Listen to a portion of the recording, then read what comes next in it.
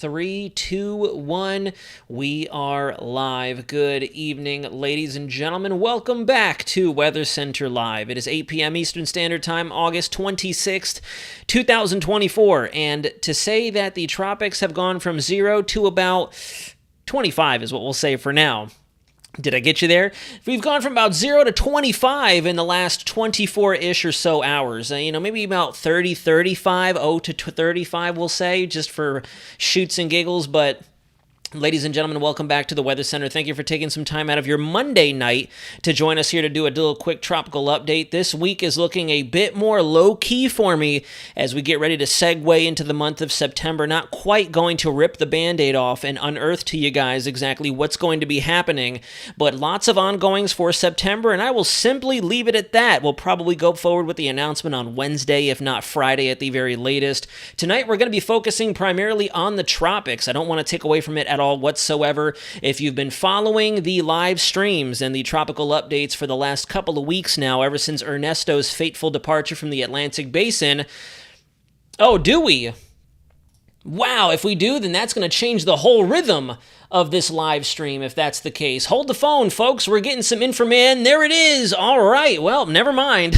There's the tropical update right there, ladies and gentlemen. We were actually going to discuss the potential for getting a blip, a fateful return of the blippage to our National Hurricane Center homepage, and there it blows. There it is. So this is more or less what we're going to be discussing tonight, as well as why it looks like September is finally going to awaken the tropical basin.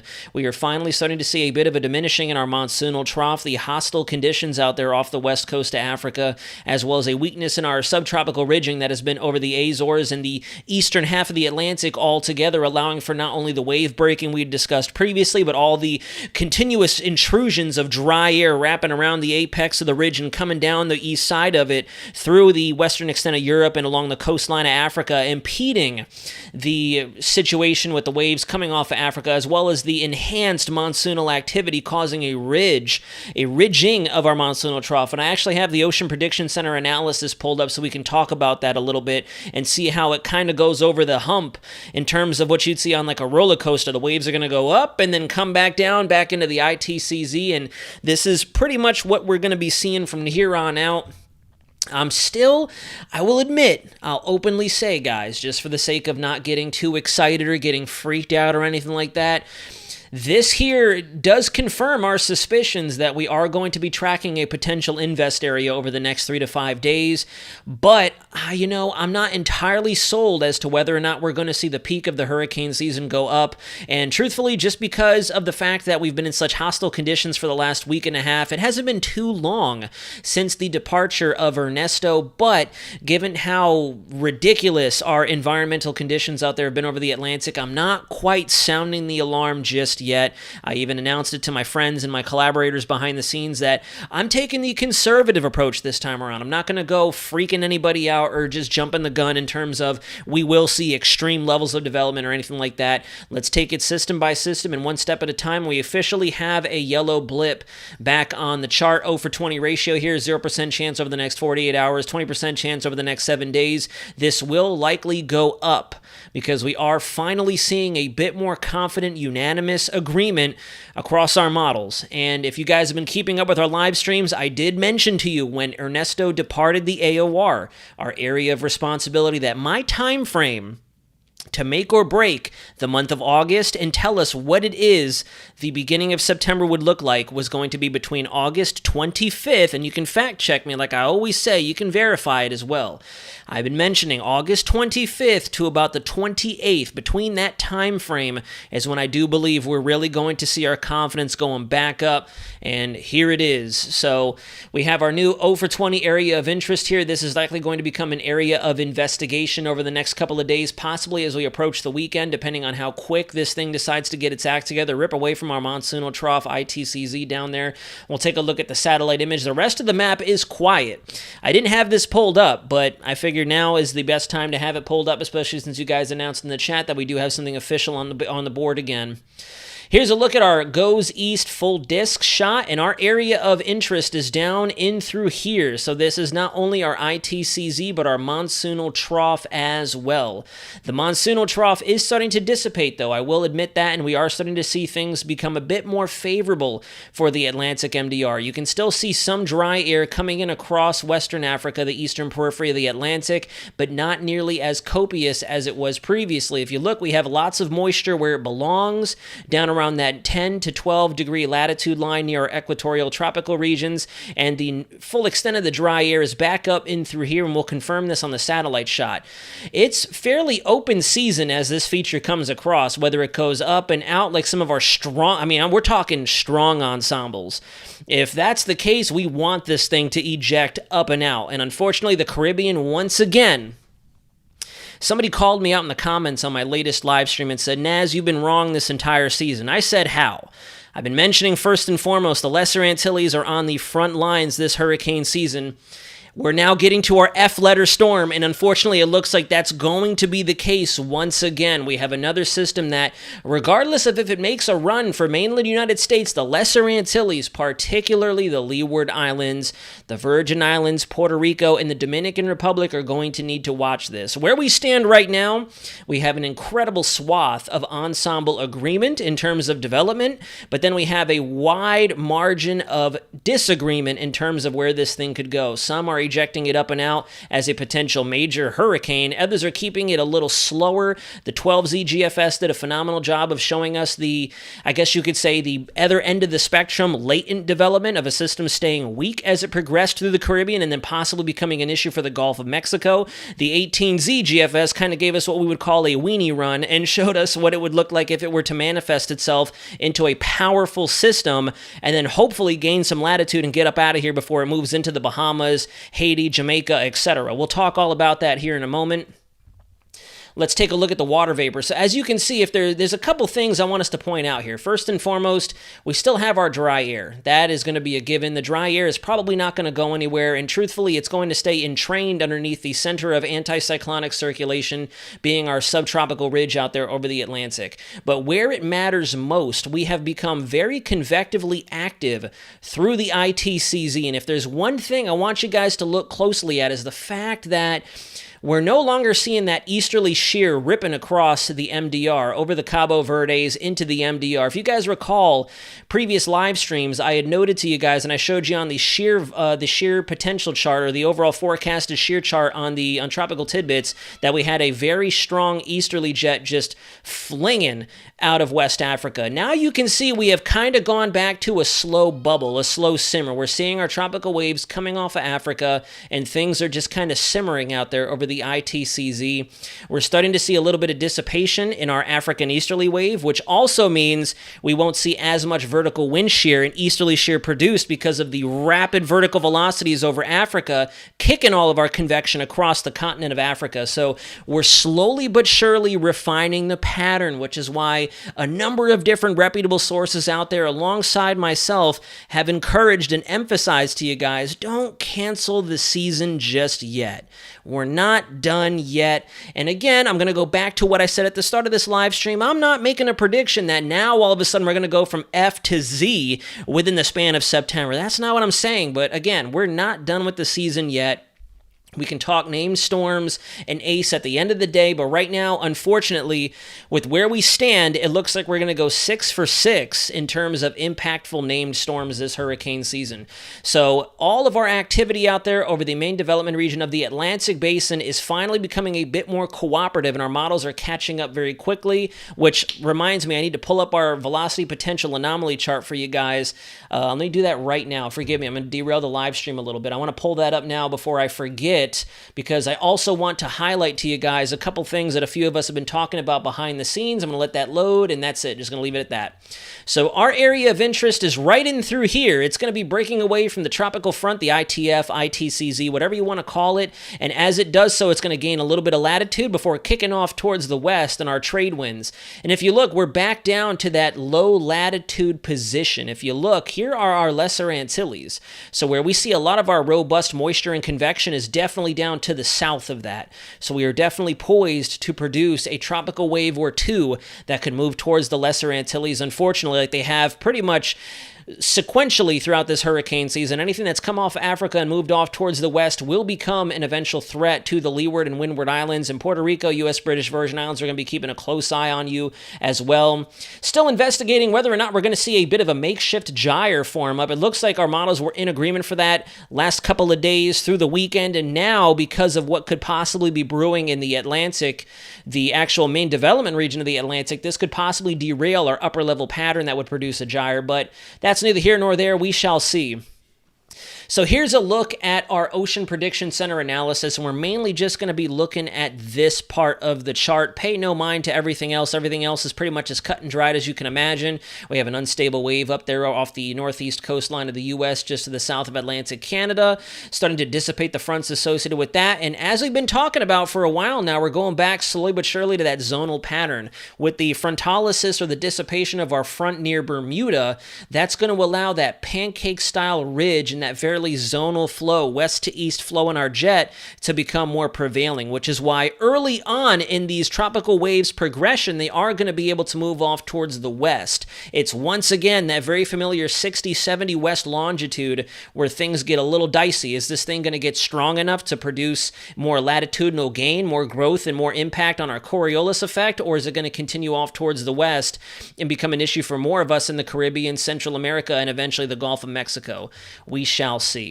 If you look at our monsoonal trough configuration in the ITCZ, notice how it ridges up through Western Africa and then crashes back down towards the south and then back down toward that more favorable, I guess you could say, orientation out there near the equatorial tropics between 0 and 10 degrees north latitude.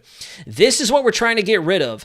The longer it stays kinked up like this, thanks to such robust monsoonal convection and precipitation occurring over Africa, creating that northern gradient in our temperature discontinuity, because remember, the ITC is driven by the sun angle, the gradient on the Earth's surface, the unequal heating of the Earth's surface. So what's happening is, and a lot of us have started to really come to the conclusion that that's really what helped to distort our pattern and put things into alignment to where we're coming off of Africa far enough to the north to run headfirst into all that continental dry air. On top of that, since we're so far to the north, we're getting a little bit of that enhanced shear, and we have such a robust African easterly jet, things just weren't working for us. So now we're slowly ticking things off of our checklist and getting things back to where they should be, appropriate and more historical for the peak of the hurricane season. So we still need to get rid of this kink here.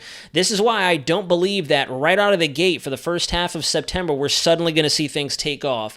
Could we see a system or two simultaneously? Absolutely, and we're already starting to see signals of that. But I do think for the first half of September, as we go through the calendar peak of the season, we'll start off with one and then possibly two areas of interest as we move over the next 7 to 14 days or next week or two.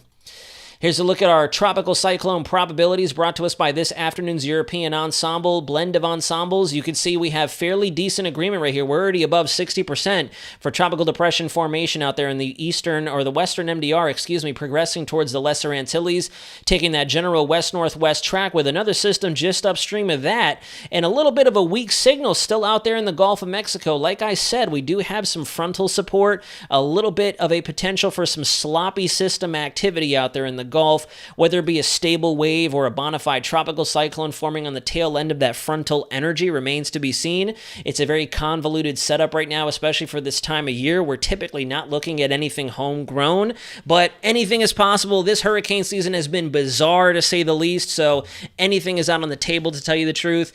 And as you continue through time, there go our multiple signals. You can see plain as day right there that as we get towards the back end of the loop, we still have a little bit of ensemble agreement for something potentially in the western Gulf of Mexico. This is our first system with that swath of probabilities, taking a stronger system towards the north, a weaker system more generally towards the state of Florida, the Bahamas, the Turks and Caicos. Then we have two additional upstream features, one here and one here. This upstream system actually looks fairly robust, almost like an Africane coming off the coast of Africa. I'll show you in the vorticity and the what's the word I'm looking for? I'm just losing my train of thought. It's right there on the tip of my tongue. Anyways, the moisture advection chart is what we'll call it for right now. The vapor transport chart, there it is. Not too sure why I had a little bit of a lag right there. So this is a look at our Weather Nerds European ensemble output. And the reason I'm starting with this is because I like the fact that Weather Nerds and easterlywave.com do not have the pressure bias that Weather Models and I believe WeatherBell does. WeatherBell and Weather Models will only show you very distinct signals, so sometimes that's why the ensemble output on Weather Models and WeatherBell will look fairly lackluster, very tepid, as some of our other forecasters out there will call it.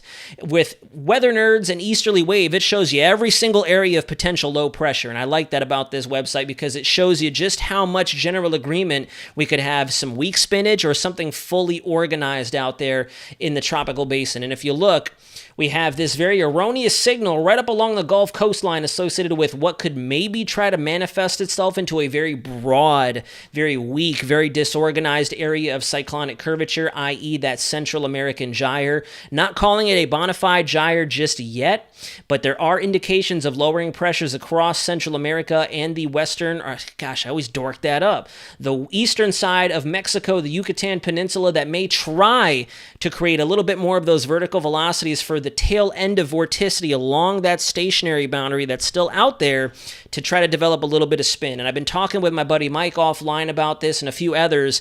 We're still up in the air as to whether or not it will be tropical or simply just a stable wave trying to go unstable, almost what we would see typical of an El Nino pattern, trying to spin up on that area of very weak temperature gradient. We'll talk about that as well. Then you can see plain as day in the middle of the chart here, right across the Lesser Antilles. I hate to say it, you guys, but still, our forward fighting position, our defensive fighting position, the DFP as we used to call it in the United States Air Force, Lesser Antilles, Puerto Rico, Kevin, my family members out there, I'm looking at you guys as well, the U.S. British Virgin Islands. We are on guard for this next potential system, and then we have 1 and 2 upstream signals. So definitely still time to watch, definitely still time to get our act together. Again, I'm not sounding the alarm. I'm not calling for confident development just yet. We've been through this smorgasbord a few different times over the last week and a half where we'll see a couple of model runs populate a low pressure, eventually a tropical cyclone, and then kaput, we wake up in the morning and it's gone. So I personally am going very conservative with this. We have some decent looking signals, but I'm not going ahead and saying prepare, do anything like that. We're just going to watch. I'm going to give it another 24 hours. And if I see you guys again on, when I see you again on Wednesday, we'll talk a little bit more in depth as to whether or not the probabilities from National Hurricane Center go up and what our models are projecting, as well as narrowing down whether or not this is going to get strong enough to gain some latitude and avoid the United States or continue towards the west. Here's a look at our 18Z GFS ensembles, at least as far as we had populated. Let me fast forward the plot to 246 hours. And again, you can see that the GFS, especially at 18Z, why I call it the weenie run, is we have nothing but pretty much major hurricane solutions at this point. Everything that plows right into the Leeward Islands, if not just to the immediate east of you guys, bombs out and goes Cat 2, Cat 3 within the first couple of days of its life cycle. And this would be indicative of rapid intensification. I'll tell you that right now, because if it forms up right around 55 west longitude and is already down at least 50, we'll say some odd millibars between there and there, that is most definitely a rapidly intensifying cyclone without a doubt. And if we do start to see formation well off to the east of the Lesser Antilles, we want to cheer this storm on. We want to cheer it on. We want it to get its act together quick because that will help to alleviate potential impacts and keep y'all on the weaker side of the system as it traverses the Atlantic and finds a weakness in our subtropical ridge. If it stays fairly weak and takes a long time to develop, I remember we had this conversation a while ago that we could see another potential barrel track, which would basically be another long tracker moving into the Caribbean and then finding its way either into the Gulf of Mexico or possibly scraping through the Greater Antilles, becoming nothing more than a remnant wave or a weak tropical disturbance as it makes its way into the Gulf of Mexico, and then the sky's the limit from there. If I go back to 12Z, you'll see pretty much of the same. The 12Z, I think, was a bit more grounded in reality, if you ask me. We'll just go ahead and go all the way out to the end of the loop, and you could see, well, maybe that wasn't a good idea, because we're starting to see a mixed methods or a mixed bag, if you will, of not only ensemble products for that first system, but also for our upstream signals as well. So disregard, I made a little bit of a boo-boo there. Let's not say that that's grounded in reality. These are our 12Z European ensembles brought to us by weathermodels.com, and you can see within the next 5 days or so, we're starting to see that potential development between 40 and 50 west longitude. You go just beyond that to 144 hours, that's 6 days, there are our developing or our developer ensembles, and then you go to day 7, right about there, and we are already seeing a configuration for a developing named system by this point. This is this is the 2nd of September. I don't know why I was thinking December for a second there. This is the 2nd of September coming in as we move through our Labor Day weekend. This, I believe, is this upcoming Sunday. No, this is next Monday, excuse me. Next Monday, we might have our next system in the MDR with an approaching signal just upstream of that. Starting to get that look. This is definitely a lot more of a peak season outlook. And right from the gate, since we do have a NHC marked area of interest, I will go as far as to say we should start keeping an eye on this. We definitely do. We have a lot of ensembles that do take this up and out to sea.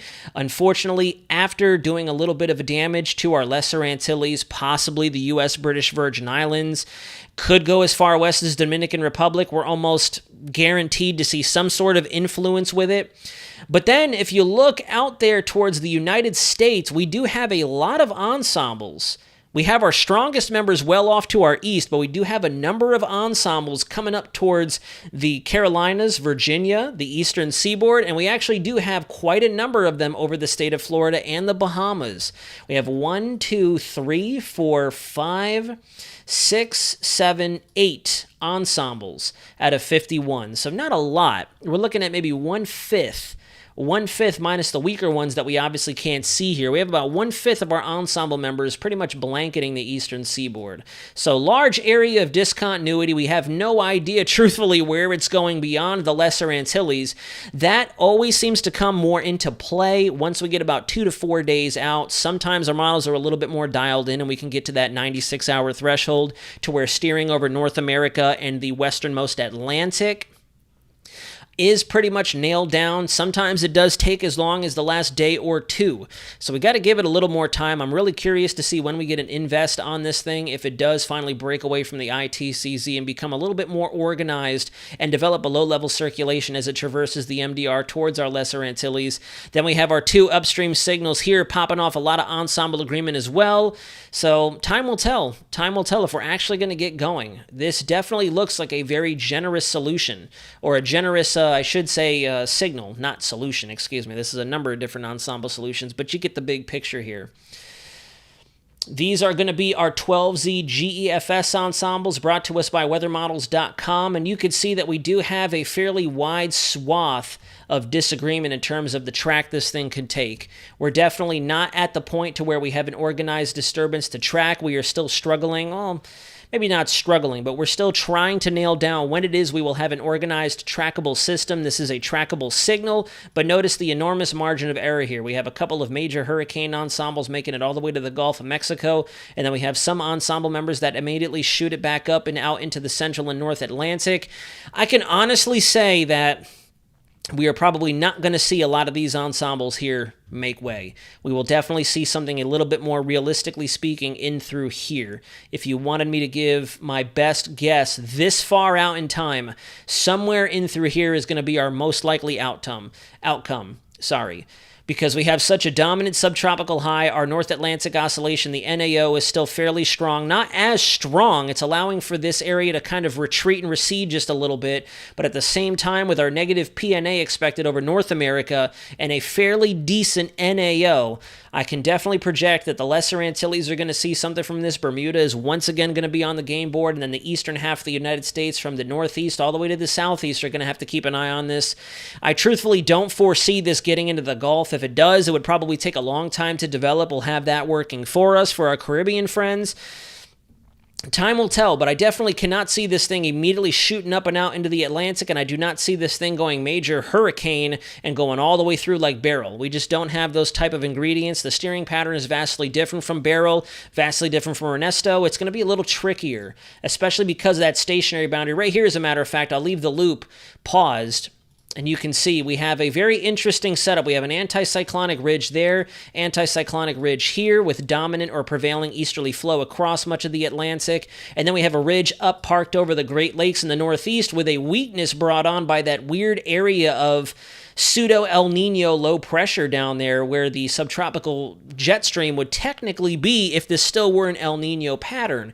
So this is definitely very weird. We'll have to see exactly what happens down here and what this guy up here does, because just looking at this outcome right now, if you were to sit there and draw your forecasted track just based on the static image here, you could see something kind of doing something like this. This would be kind of your cone of uncertainty, to tell you the truth, because you have your dominant high here, your dominant high right there, and you have area of lowering pressure trying to breach between the two and create a bit of path of least resistance between them with a very weird kinked cockeyed trough with a stationary tail draped back through the anticyclone over Bermuda, or the Bermuda High. So definitely lots to watch. The 18Z GFS does in fact blow this thing up and kick it right up out into the Atlantic. Not quite sure on that solution. And to tell you the truth, you should probably take that with an extreme grain of salt. I'll very rapidly switch over so you guys can see what I'm talking about. We'll go predominantly to the, actually we'll just take a look at the North Atlantic and we'll go upper level dynamics. We'll go height norm anomaly. And if you take it through time, the GFS is expecting a monstrosity of a trough to establish itself. And truthfully, you know, it doesn't even look like it's very doable, to tell you the truth. That's not a traditional Rossby wave. The actual Rossby wave disappears and weakens up over Nova Scotia, Quebec, and eastern Canada, Greenland, and then we have an upper low that tries to develop right there, a strong upper low at that, between Bermuda and the east coast of North Carolina, and that's what very rapidly ejects the system out into open water. If you look at the 12Z GFS, vastly different. Very different. So very, very, very much so different. This is a solution I was telling you guys about earlier as well. Let me scroll the page down a little bit so my head isn't in the way. You can see we have very, very, very good anticyclonic flow. This would be a latent developer, a slow developer. It comes out of the MDR. It is now just to the south of Puerto Rico, Hispaniola. Moving through time, you can see our dominant subtropical ridging still situated over the southwest Atlantic with a bit of a very, very, very positively tilted trough embedded between all these different anticyclones in our mid-amplitude ridge growing up over Quebec, Ontario, and the northeast U.S., and that's what allows it to slowly get sucked up between the Yucatan Channel, very Ivan Charlie Ian-esque, and then finally get going up over the eastern Gulf of Mexico, very reminiscent of what we've seen countless times in September, i.e. 2022 more recently.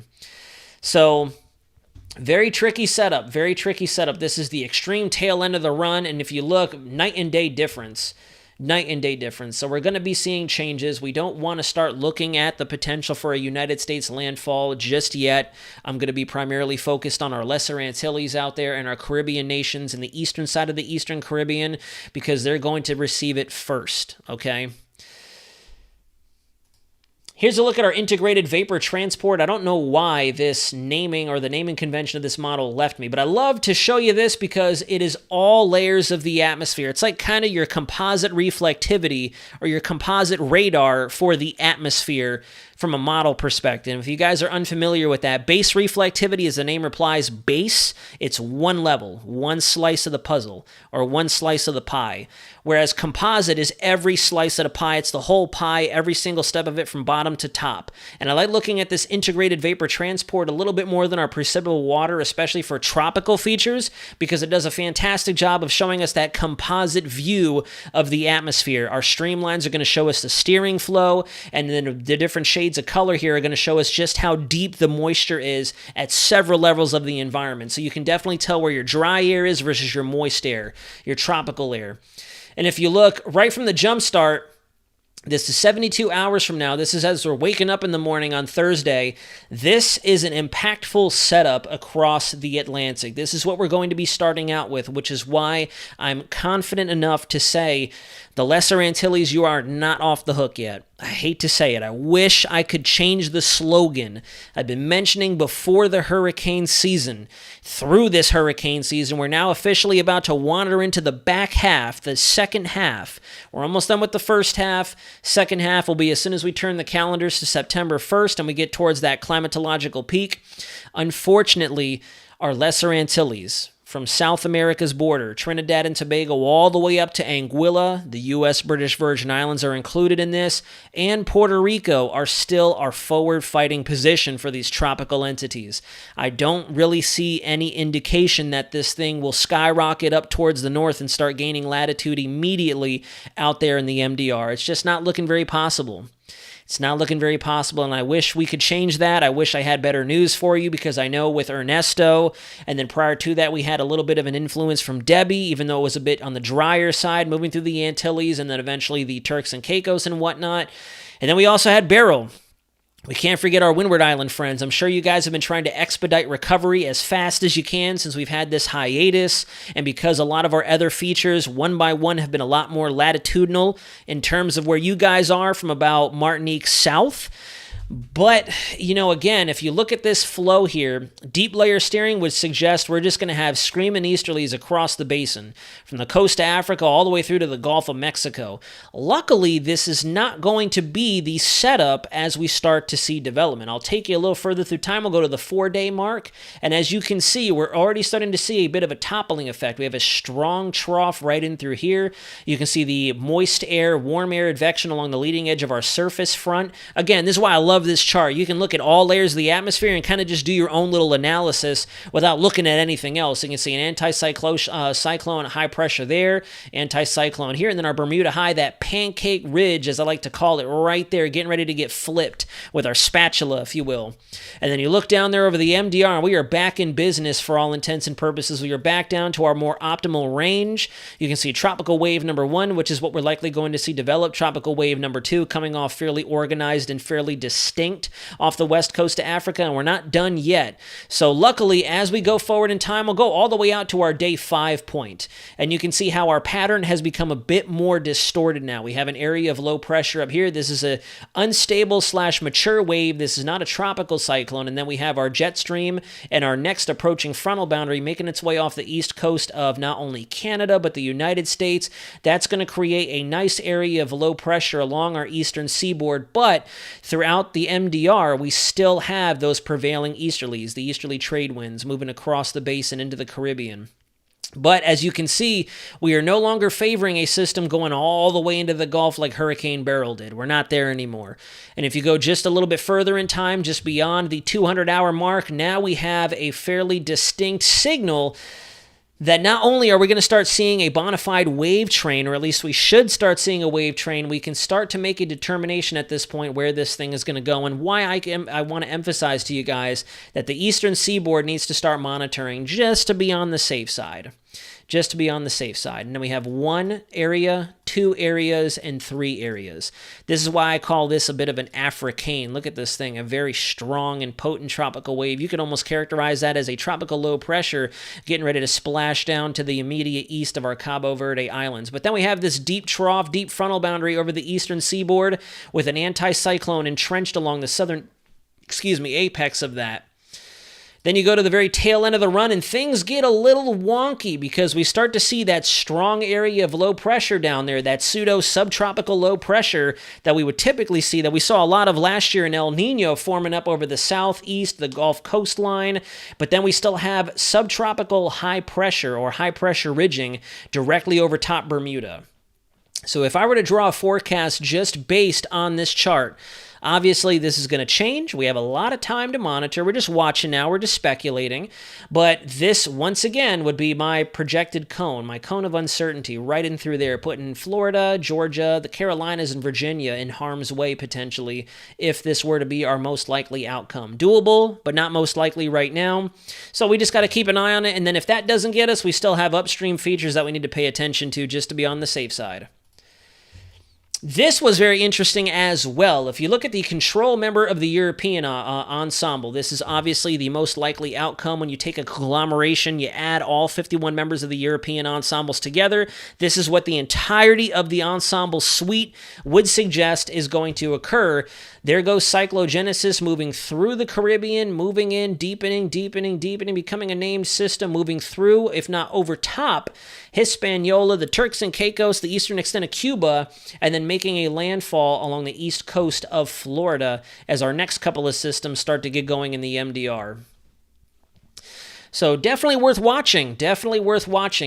Normally, based on experience, when you first see some initial model runs, they're not always way out to lunch. If you guys really think back, whenever we've forecasted, for example, Ian, even Beryl this year, if you go back to some of the very early iterations of the GFS, some of the very early iterations of the European ensemble control, etc., it did show a Caribbean cruiser into the Gulf and into Texas. So not saying this is going to happen. Again, I'm not forecasting for the mainland U.S. just yet. I'm looking at my Lesser Antilles viewers down there, as well as Puerto Rico, the Virgin Islands. They're going to be my focal point for the next couple of days towards the weekend, and then we can open up the outlet and start speculating what the United States, what Bermuda, what Atlantic Canada looks like because of such a huge swath in our ensembles. But already right out of the gate, the European control member and all of its ensemble conglomeration is calling for another impactful system. So we're going to have to watch. We're still definitely setting the bar far apart from 2023. 2023, we had 3 landfalls out of 20 storms. We've had 5 storms, 5 landfalls, and some of our models are going for 6 for 6. Here's a look at the NASA dust model. Just wanted to bring this up one more time because you can see we are finally getting rid of all that continental and Saharan dry air. We're looking at pretty pristine conditions in terms of our relative moisture across the Atlantic, a night and day difference. If I go back to the 11th, for example, look at that. At the start of the chart, we have dry air everywhere, dry air across the basin. There was nothing going to be happening. This makes a lot of sense. Look at not Alberta. I keep wanting to say that. Look at Ernesto right there. That's how far back in time we went. Ernesto had to deal with some dry air. That was kind of Ernesto's issue for a while, which is why I really didn't get a chance to take on extreme named storm status. And if you look at that, the NASA dust model did a fantastic job of finding that dry air intrusion before it even occurred along the south and eastern side of the storm. And then you take it even further through time and just look how much dry air was out there. A night and day difference between then and now. Big difference. And then we can see we have another disturbance right there already forming up within our dust, as well as just downstream of that, you can see our other system right here getting going before it moves into the Lesser Antilles. So the dust, the continental dry air is no longer going to be a factor. And then this, I wanted to pull up one last time just to show you that that gyre potential is still there. We have lots of subtropical ridging and anticyclonic movement over Mexico. This is kind of what you want to see to develop a bit of a broad gyre circulation out there. This is as we start the following week, immediately after our Labor Day holiday. But the reason I say that the systems coming up are going to distort the pattern is notice how this vacates as our next system comes through right there. That would be our next tropical cyclone planted right underneath these outflow channels. What we're seeing here is not necessarily an anticyclone high pressure moving over the Bahamas, but this is the European model. The control member at 200 millibars showing where the outflow from a potential tropical cyclone right here is moving through in the low levels. That's why you can see that diffluence in the anticyclonic movement at 200 millibars, highest point of the atmosphere. So definitely still something worth watching. We have our northwesterly flow still prevailing across Mexico, the Yucatan, and into the eastern extent or the western. Gosh, about to just shove a compass in my ear and into my brain so I can stop dorking up west, east, west, best, etc. And then last but not least, just wanted to show you the velocity potential anomaly. I shared this over on my X. If you guys follow me, I tagged this and captioned it. This is a fairly decent look if you want a backloaded season, if you want to kind of dismiss August and call August a wash. This is what you want to see if you want a backloaded season.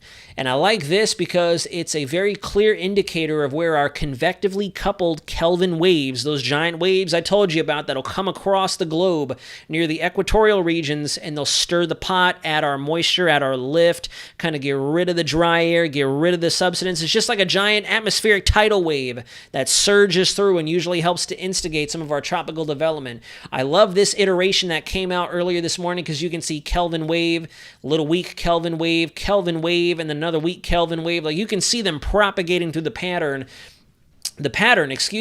which is phenomenal. This is an excellent example that I want to keep and cherish with me so I can give you guys a little bit of additional insight and education behind how we look at this chart.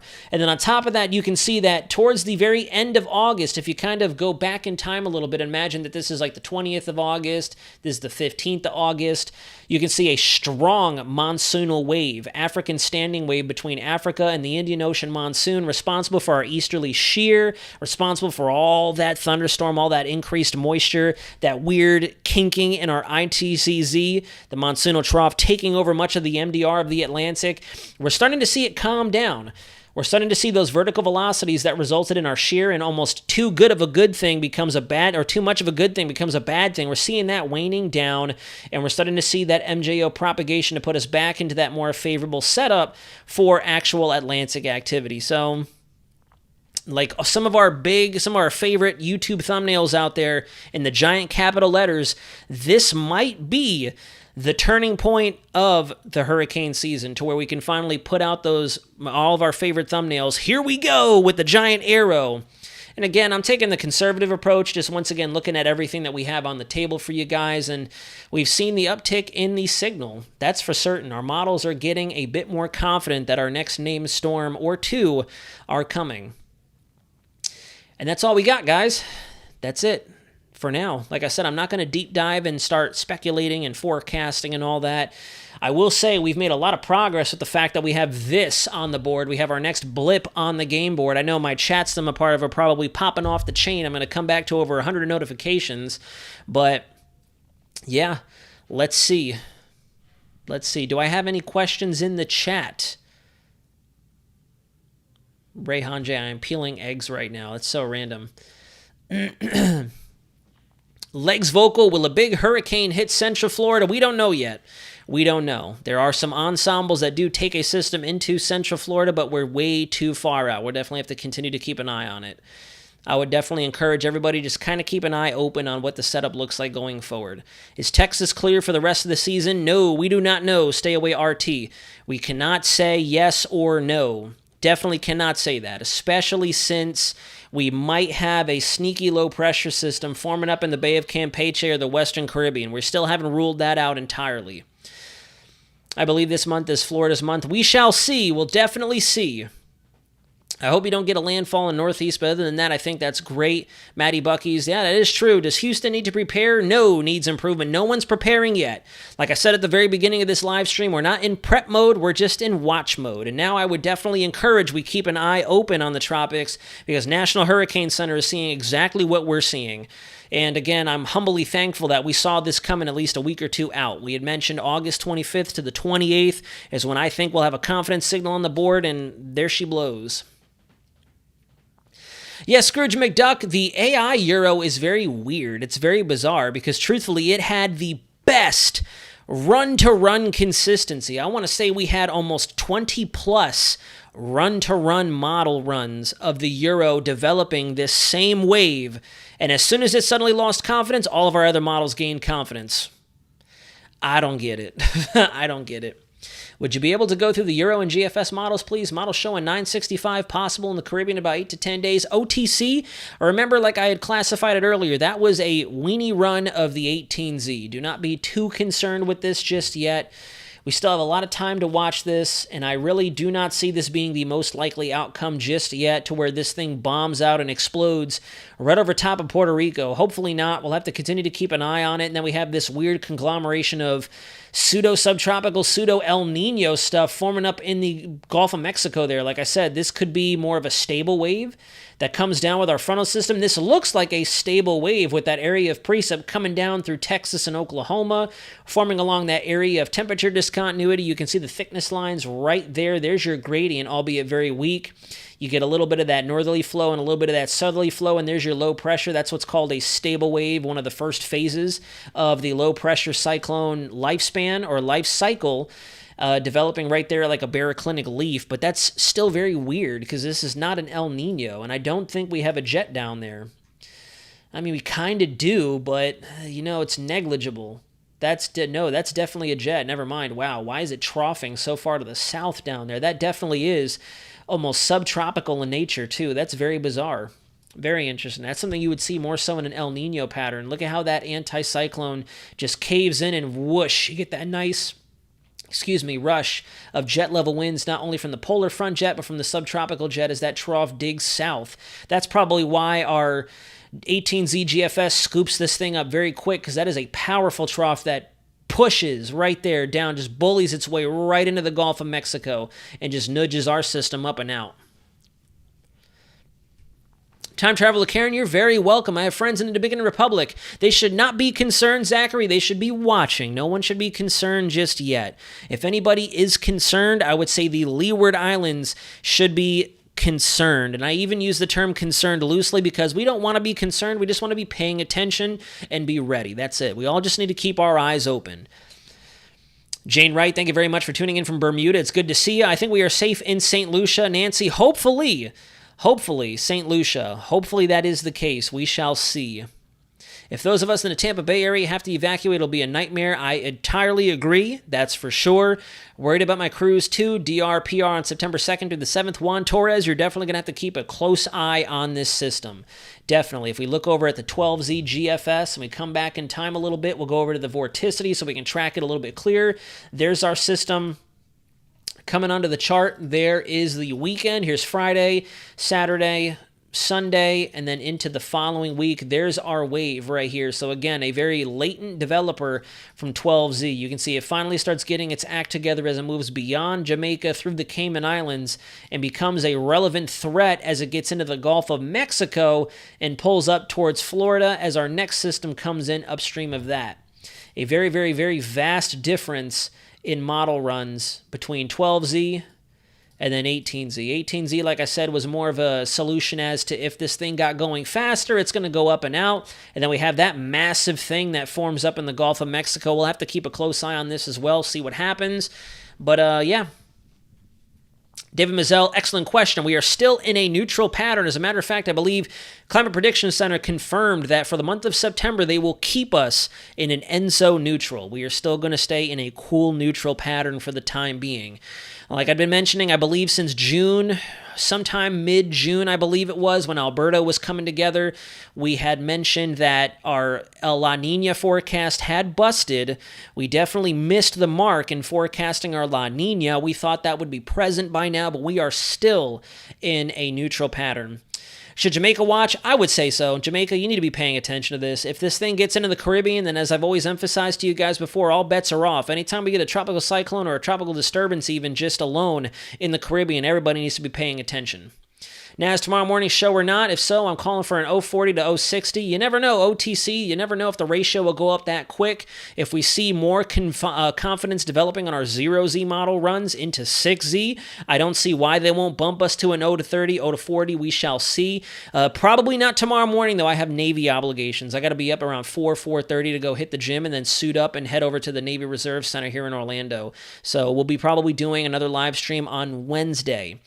If things look like they're popping off, then obviously we'll try to break live for you guys tomorrow night. But where we stand right now, I have more Navy obligations tomorrow, and then we'll be back on Wednesday to talk with you guys again. Weather 87, evening a bit late, but better late than never. I do agree.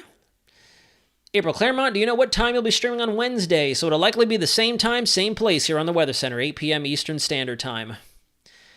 What coast of Florida is more at harm's way? Chandler, I would say the East Coast. Currently, the East Coast. We would need to see more dominant ridging across the eastern United States and across the western Atlantic to confirm whether or not this thing will push towards the Gulf of Mexico. I'm not really seeing that right now. Of course, obviously, we're still 7-10 day plus out, so the steering patterns are going to change. We have to watch what happens up over North America and what our cyclones out there in the Atlantic do. So time will tell. That's why we're going to focus step by step. Lesser Antilles, again, like cringing for you guys internally. We're up next. Lesser Antilles are on tap, and then from there we'll have to make a determination. April, you're very welcome. All right, guys, it is 8:48. We're going to go ahead and conclude the live stream iteration of Weather Center. Thank you very much for tuning in tonight once again. If you have any additional questions, comments, or concerns, and shucks, I just missed the insertion of another ad. I wanted to try to break that before seeing the other advertisement.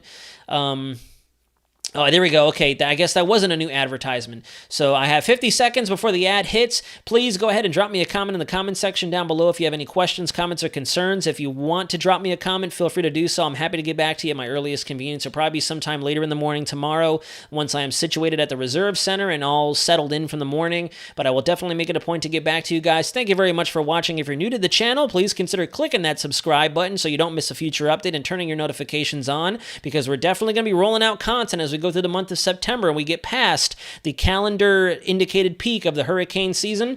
Lots more to come, and again, hashtag do not cancel the season. Let's go ahead and make that a thing. But until next time, guys, have a wonderful rest of your evening. Robbie Lynn McCrary, I'll probably make an announcement on Wednesday when I see you guys again. The advertisement is coming, so I'll see you again soon. This is Weather Center.